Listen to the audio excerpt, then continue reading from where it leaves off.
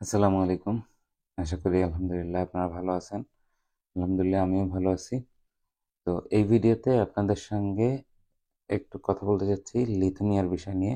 লিথুনিয়ার বিষয়টা নিয়ে অনেকেই প্রশ্ন করছেন যে ২৫ এ ভিসা হবে কিনা? লিথুনিয়ার কোনো আপডেট দেন না কেন? আসলে আপনারা হয়তোবা অন্য জায়গায় সার্চ করে পান নাই বা সেজন্যই আমাকে জিজ্ঞেস করেন অথবা অন্য জায়গার ভিডিওগুলা বা অন্য নিউজগুলো দেখেন নাই। এইজন্য লিথুনিয়ার অ্যাকচুয়ালি আপডেট আসছে যেই দেশের নাগরিক, যেই দেশে এম্বাসি আছে, সেই দেশের নাগরিকই ওই দেশের এম্বাসিতে অথবা ওই দেশের ভিএফএস এ সাবমিট করতে পারবে। যেহেতু আমাদের দেশে লিথুনিয়ার ভিএফএস চালু হয় নাই, যদি চালু হয় তাহলে সাবমিট করতে পারবেন।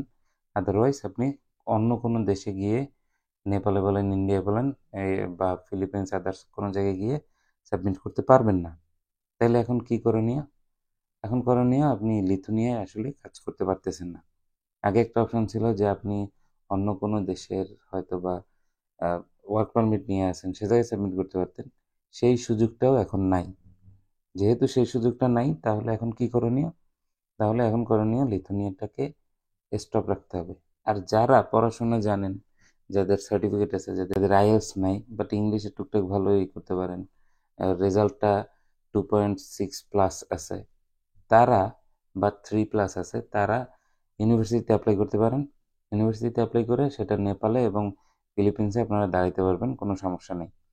ভিজিট ভিসা করলে সেক্ষেত্রেও দাঁড়াইতে পারবেন, এক্ষেত্রে কোনো সমস্যা নেই।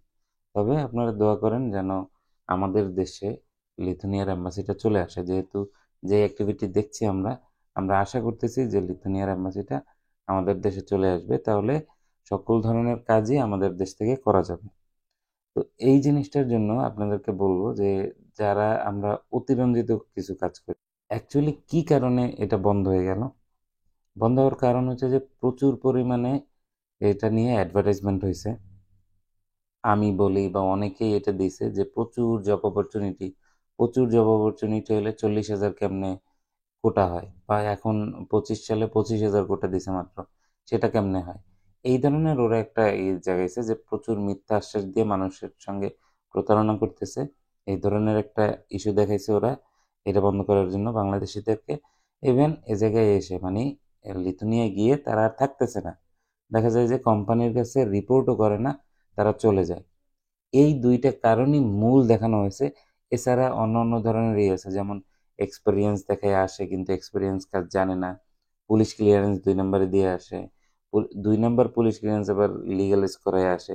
বা এরকম অনেক ধরনের তুলে যে বাংলাদেশে আসলে কর্মীরা এক্সপার্ট না এক, দ্বিতীয়ত যে তারা প্রচুর ফলসিফিকেশন করে বা ফলস কাগজপত্র দিয়ে চলে আসে।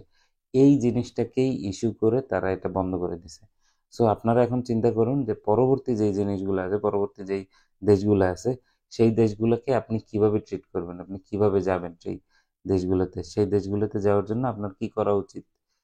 কি জিনিস করা উচিত না? এই জিনিসগুলোকে আপনাকে মাথায় রাখতে হবে। তো ধন্যবাদ। আজকের ভিডিওটা এখানে শেষ করছি।